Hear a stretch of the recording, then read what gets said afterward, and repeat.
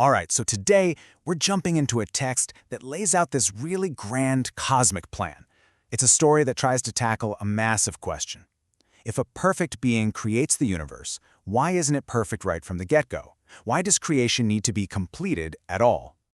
And yeah, this is the central paradox the whole thing is built on. I mean, think about it. If an all-powerful, perfect creator makes something, shouldn't it be flawless from day one? Why would there need to be this long, complicated process of completion? This is the very problem this entire narrative sets out to solve. So, to even begin to answer that, the text first draws a really clear line between two completely different kinds of reality, the Creator's reality and ours. It all starts by defining God as a being who exists totally outside the rules of our time and space. So you can see here, the text lays out this really sharp contrast. On one hand, you have God, who's described as infinite, timeless, someone who sees the entire story of the universe all at once, kind of like an author looking at a finished book. And then on the other hand, there's us, inside space-time. We're finite, we're stuck in time, and we have to live through that story page by page. The main thing to get here is that these two perspectives are just fundamentally different. And the difference in scale is just staggering. From the Creator's timeless viewpoint, our whole universe, everything from the Big Bang all the way to its very end, is described as being smaller than an atom, less than a single drop of water. You have to get this massive difference in scope to understand the plan that comes next. Okay, so into this finite world, the text introduces a really critical and complicated element, free will. It's given to beings like us, humans, and angels, and it's defined as the real ability to make choices. But here's the catch. For a choice to be truly free, it has to include the option to choose wrong, to choose imperfection, to sin. And that, right there, that sets up the ultimate divine dilemma. How can you guarantee a perfect final creation if the very people living in it have the freedom to mess it all up? How do you have both total freedom and a guaranteed perfect ending? This is the core conflict that this whole cosmic plan is designed to fix. So how do you solve a problem like that? Well, the text presents a super radical plan, one that was supposedly thought up before creation even started to guarantee that perfection without taking away freedom. And the plan itself is, well, it's about as simple and as profound as it gets.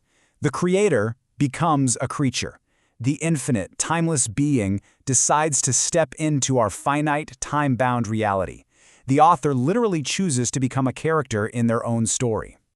And the goal of this incredible move is just as big. It's not just about forgiving mistakes that have already been made. No, the ultimate goal is to remove the very potential for sin right out of the fabric of creation itself.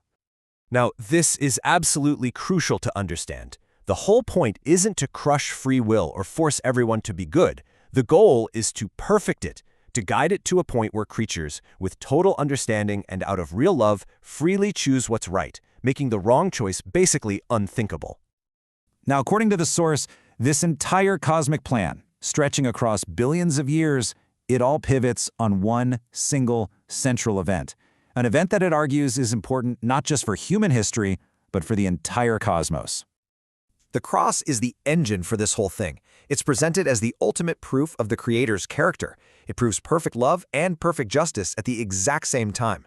And this proof is what validates God's authority, and most importantly, it creates the foundation for creatures to freely choose to be perfect, which is what kicks off the whole process of completing creation. And all those huge cosmic jobs we just listed, they're all accomplished through one single event.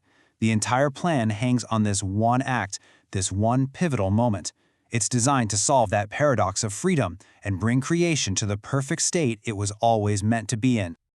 But okay, that huge event, it wasn't the end of the story. The text describes it more like a catalyst, something that set off a chain reaction that unfolds over time to bring creation to its final, completed form. So you can see how this chain reaction is supposed to work. The cross is the proof of God's good character, which gets rid of the doubt that caused sin in the first place. Once that doubt is gone, creatures can have real belief. That belief then allows for a free choice to love God, not because they're scared, but because they understand. And according to this text, that kind of love is what finally removes the desire to sin, which is how free will becomes perfect. And what this does is it totally transforms the relationship between the Creator and everyone else.